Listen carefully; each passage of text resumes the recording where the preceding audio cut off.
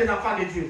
Le diable est en colère contre nous. Alors, il peut nous attaquer. Il peut nous menacer contre la mort.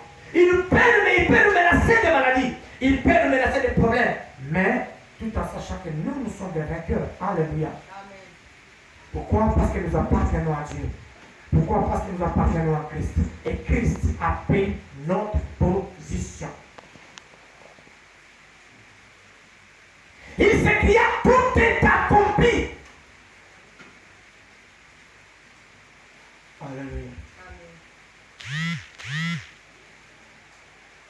Le salaire du péché, c'est la mort. Voilà pourquoi est-ce que Jésus-Christ, celui qui n'avait pas péché, devait mourir. Oui, Jésus-Christ devait mourir. Pourquoi? Parce qu'il avait transporté les péchés. Alléluia. Tous les péchés du monde entier, tous les péchés des hommes qui avaient existé, qui existent et qui existeraient, Jésus-Christ avait transporté ce péché. Et curieusement, la Bible me dit, Jésus-Christ n'est pas seulement devenu pécheur, mais Jésus-Christ est devenu péché. Il est devenu péché même. Alléluia. Voilà pourquoi il devait être abandonné. Dieu le Père, Dieu le Tout-Puissant, n'est pas en relation avec les pécheurs. Il n'aime pas les péchés.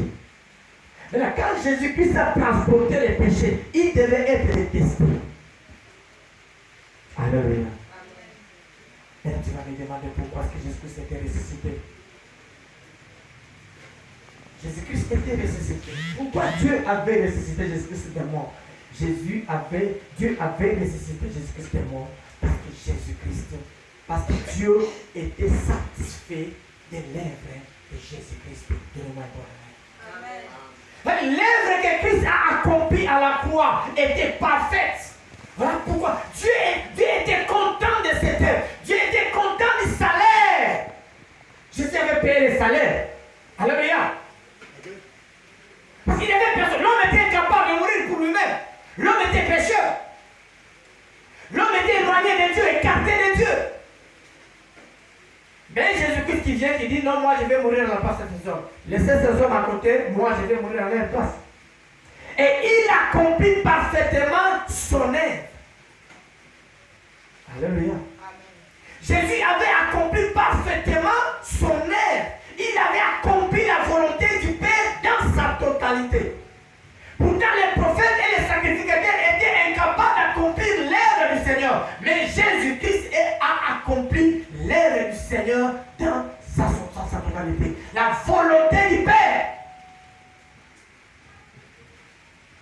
Jésus-Christ, quand il avait 12 ans, ils sont descendus à Jérusalem.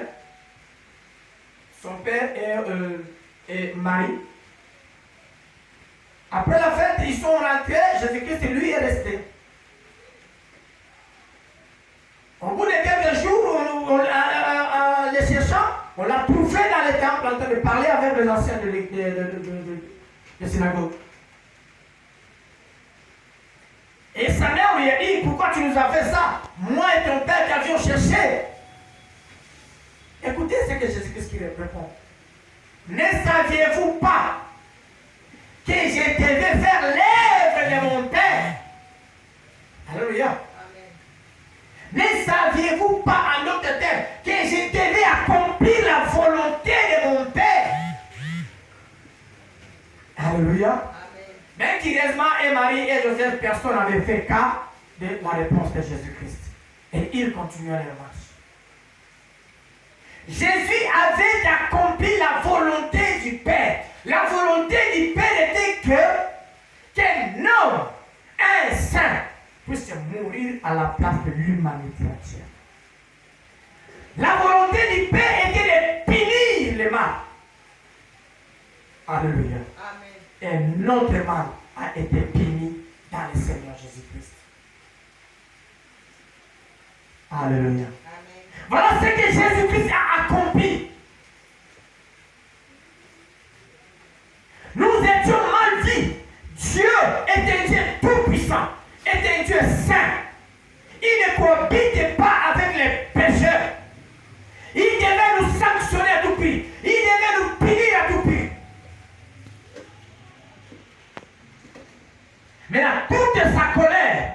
est allé prendre le frein en Jésus-Christ. Alléluia. Amen. Jésus a dit, Père, ne les punissez pas, mais regardez-moi, je suis là pour être puni. Je suis là pour prendre les fautes. Et sur la croix, Jésus-Christ a accompli la mort. La mort, pourquoi? Parce que les hommes étaient destinés à être condamnés, à être jugés, à être